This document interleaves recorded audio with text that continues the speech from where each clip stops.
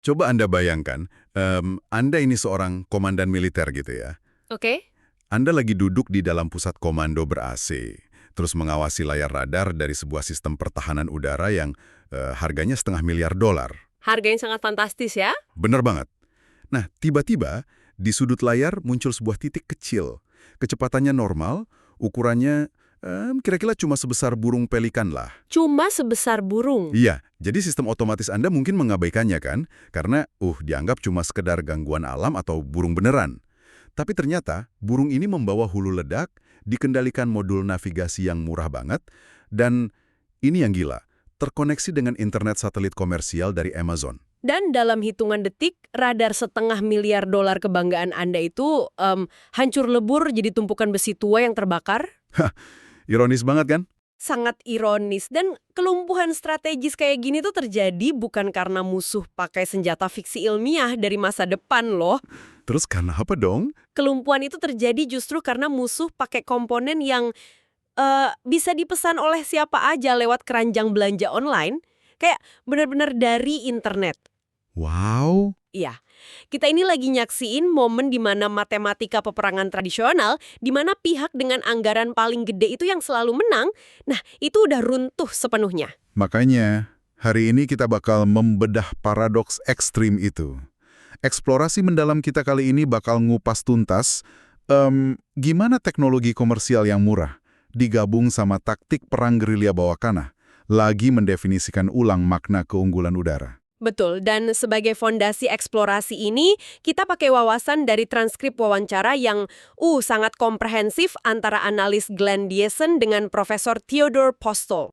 Nah, buat Anda yang mungkin belum tahu, Profesor Postol ini akademisi dari MIT, pakar fisika terapan, dan mantan penasihat Pentagon untuk sistem persenjataan nuklir dan pertahanan rudal. Orang yang benar-benar ngerti fisika di balik senjata-senjata ini ya. Benar.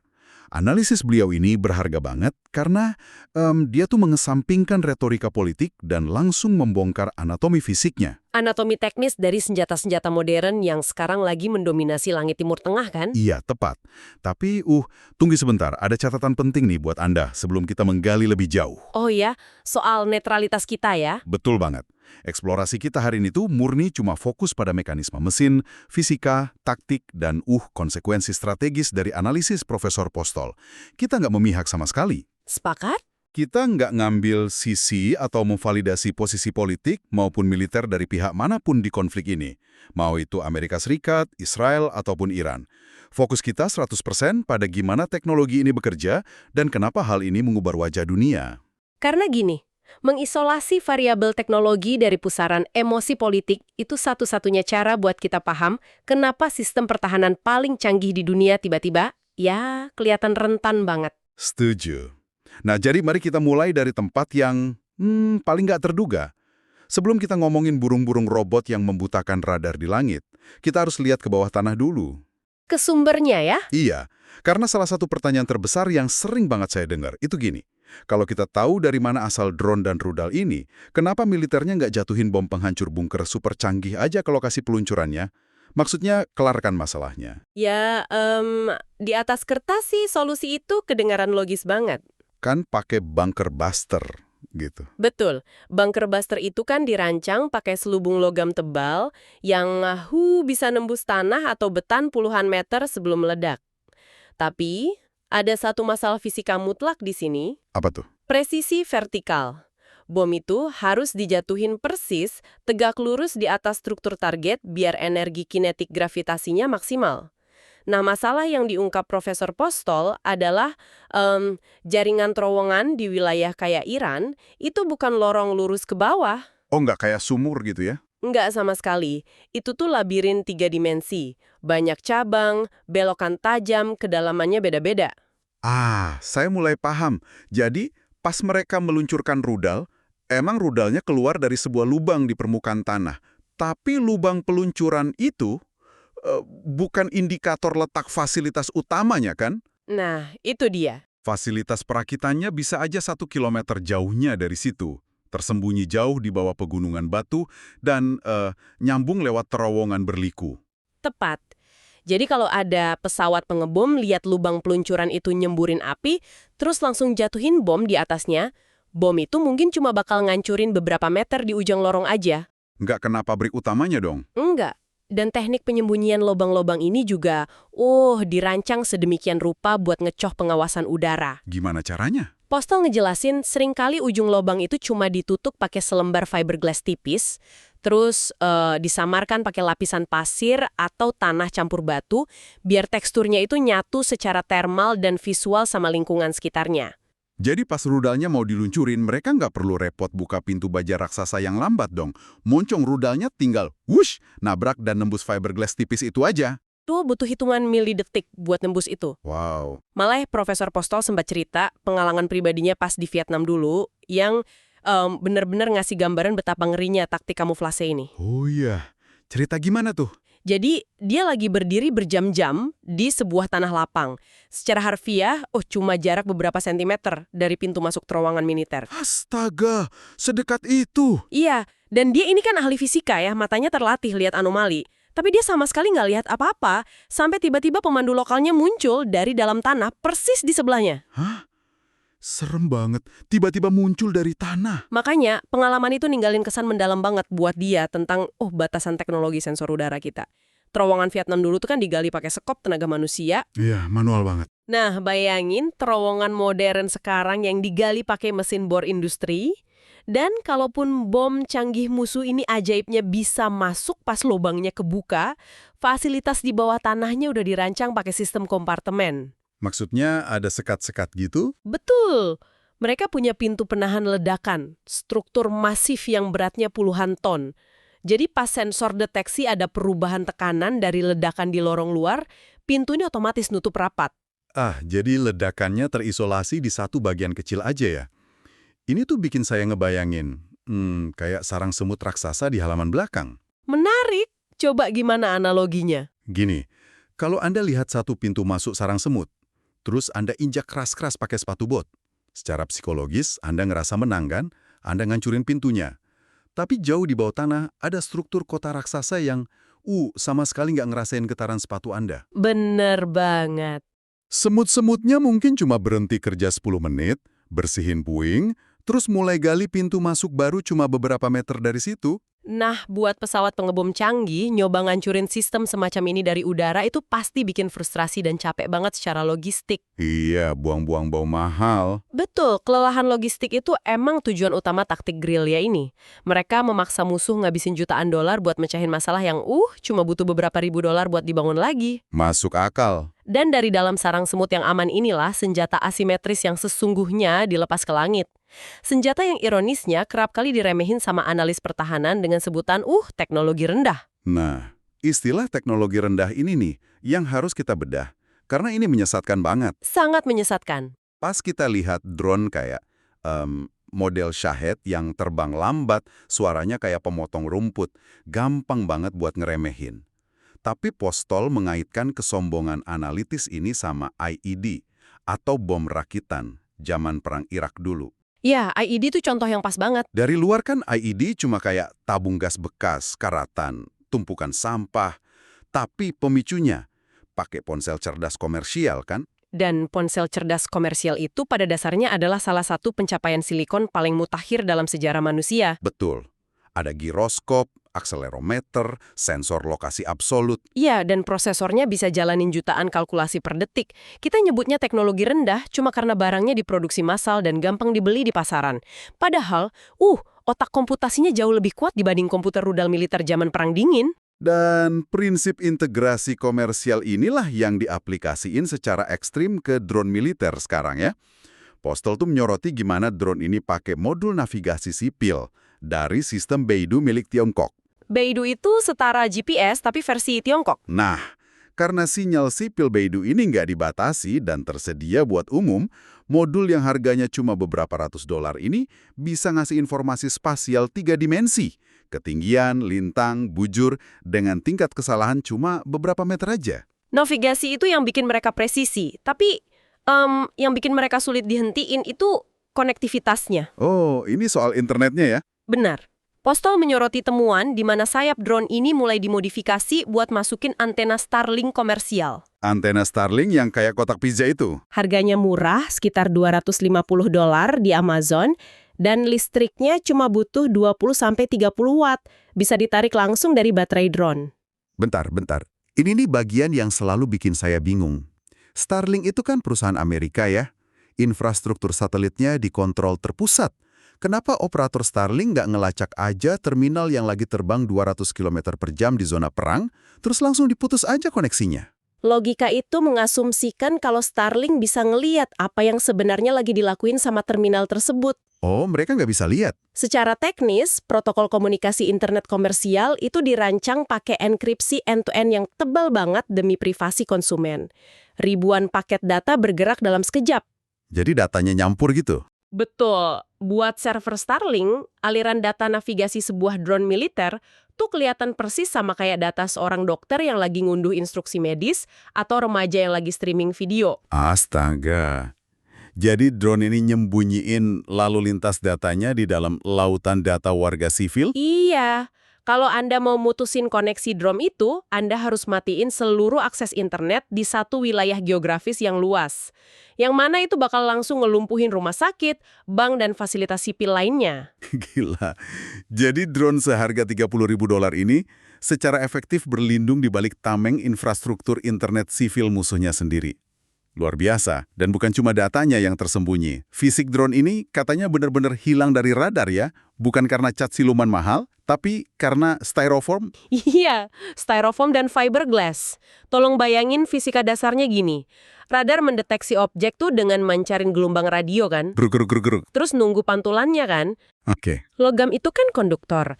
Jadi pas gelombang radio nabrak logam pesawat tempur, elektron di permukaan logam bereaksi dan mantulin sinyalnya balik dengan kuat. Kelihatan jelas di layar dong. Kelihatan banget. Tapi material murah kayak plastik padat, fiberglass, sama styrofoam yang ngisi rongga sayap drone ini itu tuh isolator. Nggak mantulin sinyal. Nggak bereaksi kuat. Gelombangnya sebagian besar nembus atau diserap. Bagian yang mantulin sinyal tuh cuma mesin kecilnya sama beberapa kabel, yang ukurannya minim banget. Berarti di layar radar pantulannya sekecil apa? Sekecil burung camar. Seekor burung camar terbang cepat. Dan bayangin kalau Anda di ruang komando, layar radar Anda pasti penuh sama gangguan latar belakang kan? Pantulan ombak laut, pohon, hujan, atau bahkan sekawanan burung beneran. Disebutnya klater betul. Nah, buat nembak burung yang salah ini, militer terpaksa pakai rudal pencegah atau interceptor. Di titik inilah keunggulan teknologi raksasa mulai hancur. Coba kita bahas angkanya. Berapa harga satu rudal pencegah? Dari data yang kita punya, buat sistem Iron Dome, satu tembakan rudal Tamir itu sekitar $500.000. Terus kalau Patriot yang lebih gede, itu harganya meledak antara 1 sampai 4 juta dolar per rudalnya. Bayangin, Anda dipaksa nembakin mobil sport hypercar seharga jutaan dolar ke udara cuma buat ngancirin bongkahan styrofoam yang komponennya seharga mobil bekas. Secara ekonomi itu jalan tol menuju kebangkrutan sih. Ini tuh kayak nonton juara dunia tinju kelas berat, tapi dia bertarungnya bukan lawan manusia. Lo napas? Tapi lebah seharga $30.000 ini nggak peduli. Satu lebah lolos, langsung nyengat tepat di mata sang petinju. Tanpa penglihatan, otot gedenya nggak ada gunanya kan? Metafora petinju buta itu pas banget menggambarkan taktik mereka. Drone murah ini dikirim bukan buat ngancurin blok kota. Ledakannya terlalu kecil buat itu. Jadi murni cuma buat ngincer radar. Ya, memburu dan menyengat mata musuh, yaitu sistem radar peringatan dini. Postol ngasih contoh nyata. Radar udara di Bahrain itu jadi korban awal. Yang lebih gila, radar sistem TEAD, sebuah mahakarya $500 juta yang bisa ngelihat ribuan kilometer, berhasil dihancurin pakai drone murahan ini. Mereka juga targetin radar raksasa UHF kayak radar Green Pine.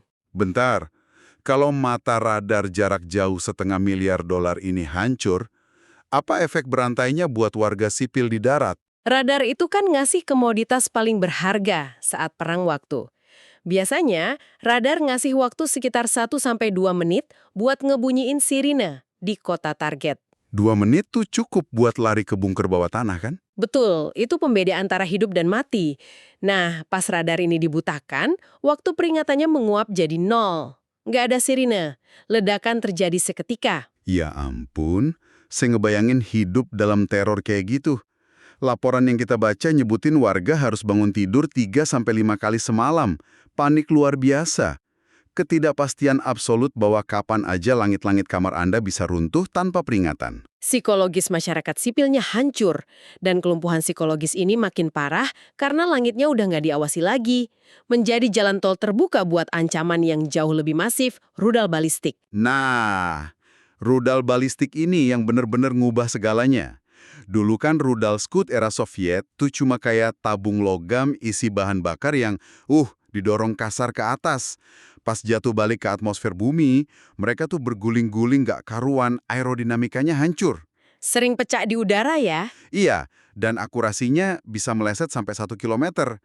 Tapi Profesor Postol menganalisis telemetri rudal balistik terbaru Iran, dan mereka udah nggak kayak gitu lagi kan? Sama sekali nggak. Rudal modern ini punya sirip kendali yang brilian banget.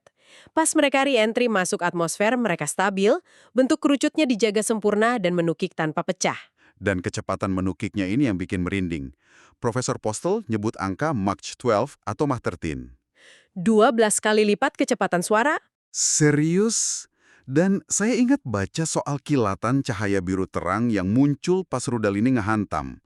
Banyak orang ngira itu dari bahan kimia di hulu ledaknya, padahal fisikanya jauh lebih ngeri dari ledakan biasa kan? Jauh lebih ngeri. Itu murni termodinamika ekstrim. Di kecepatan Mach 12, molekul udara di depan rudal tuh nggak sempat menghindar. Udaranya ketabrak gitu ya? Ketabrak dan terkompresi brutal banget sampai suhunya memanas ekstrim jadi plasma biru yang menyala.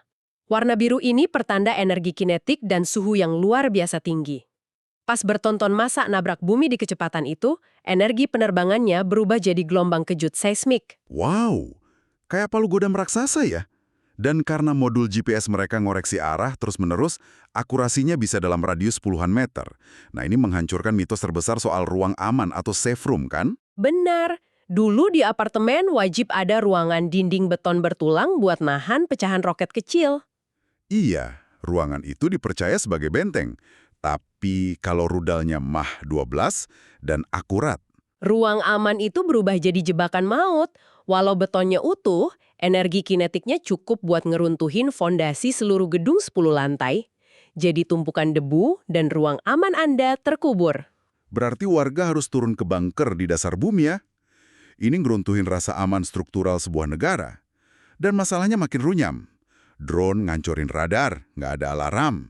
Lalu rudal Mach 12 jatuh. Sementara itu stok rudal pencegah mulai habis. Laporan RUSI mengkonfirmasi itu, stok interseptor menipis drastis.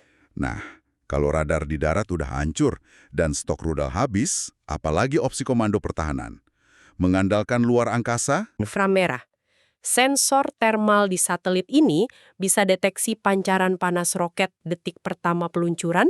Canggih sih, tapi satelit ini kan lihat dari atas banget.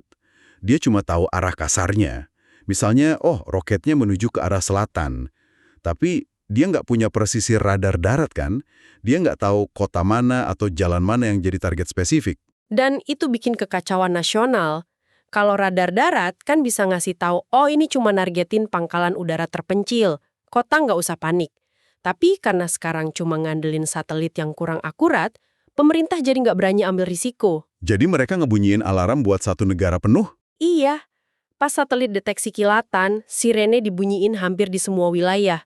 Semua warga lari ketakutan ke bunker, ekonomi lumpuh. Padahal rudalnya cuma jatuh di gurun. Efisiensi pertahanan diganti sama paranoia massal. Paranoia ini bikin ahli teknologi puter otak keras ya. Dan solusi yang mereka temuin buat ngedeteksi drone tanpa radar, itu jujur aja, ini ironi sejarah paling menakjubkan yang pernah saya dengar. Teknologi akustik ya? Iya, mereka nggak pakai laser atau fisika kuantum. Mereka pasang jaringan mikrofon sensitif di atas tiang lampu jalan perkotaan. Mengadopsi sistem deteksi tembakan senapan polisi ya? Bener. Fisikanya gini, suara kan gerak 343 meter per detik. Pas drone lewat malam hari, suara baling-balingnya nyebar. Mikrofon di tiang A mungkin nangkap suaranya 0,3 detik lebih cepat dari tiang B. Selisih waktu itu yang diproses kan? Betul. Komputer ngukur fraksi milisecond dari ribuan mikrofon ini buat lakuin triangulasi dan bikin peta posisi drone akurat tanpa mancarin satu gelombang radio pun. Matematisnya emang brilian, tapi secara historis, Profesor Postol mengingatkan, ini tuh bukan hal baru. Ini taktik Perang Dunia Pertama tahun 1914. Zaman parit dan lumpur itu? Iya, sebelum ada radar, tentara tuh duduk bawa instrumen corong kuningan raksasa di telinga mereka, cuma buat dengerin dari mana arah pesawat musuh datang. Ya ampun, ironinya dapat banget. Manusia zaman sekarang udah bisa ngebelah atom, bikin satelit inframerah triliunan rupiah, tapi buat ngelawan drone gabus styrofoam, jenderal berbintang terpaksa pakai telinga elektronik raksasa karena matanya udah dibutakan. Kesimpulan besarnya nggak bisa disangkal. Kita udah ngelewatin ambang batas definisi ulang peperangan asimetris. Pemikiran bahwa teknologi tinggi selalu menang itu udah jadi ilusi. Karena biaya pertahanan jauh lebih mahal dan rapuh dari biaya penyerangan ya. Betul, komponen murah dipadu taktik sederhana ternyata bisa membalikan rumus ekonomi perang. Dan ini yang harus Anda yang lagi mendengarkan ini, pahami kenapa hal ini penting. Ini bukan cuma berita militer dari tempat yang jauh. Ini tuh studi kasus soal gimana teknologi komersial mendemokratisasi kekuatan. Kekuatan destruktif, lebih tepatnya. Iya, barang yang awalnya dibikin buat kenyamanan warga sipil, modul navigasi biar nggak nyasar, styrofoam buat paket belanja, antena satelit buat internet desa, telah diubah jadi alat pelumpuh infrastruktur triliunan dolar. Sangat mengerikan kalau dipikirkan lagi. Makanya, sebagai penutup, coba pikirkan ini. Sesuatu yang mungkin bikin kita semua susah tidur malam ini. Kalau kepingan silikon, styrofoam murahan, dan antena kotak pizza seharga $200 hari ini udah cukup buat menghancurkan pertahanan udara terbaik umat manusia, apa yang bakal terjadi esok hari? Pertanyaan yang sangat valid. Bayangin dalam setahun atau 2 tahun lagi. Gimana kalau kecerdasan buatan atau AI open source yang biasa Anda pakai di laptop itu dimasukkan ke dalam ribuan drone murah ini? Menjadi drone mandiri yang berpikir sendiri. Betul, drone yang nggak perlu dikendalikan dari jauh, mereka terbang sebagai sekawanan swarm yang bisa mikir, ngevaluasi target, dan beradaptasi instan layaknya kawanan pembangsa hidup. Siapa yang benar-benar megang kendali keamanan dunia kalau ternyata komponen senjata pemusnah paling revolusioner mungkin saat ini lagi tergeletak gitu aja di keranjang belanja online Anda? Sampai jumpa di eksplorasi mendalam berikutnya.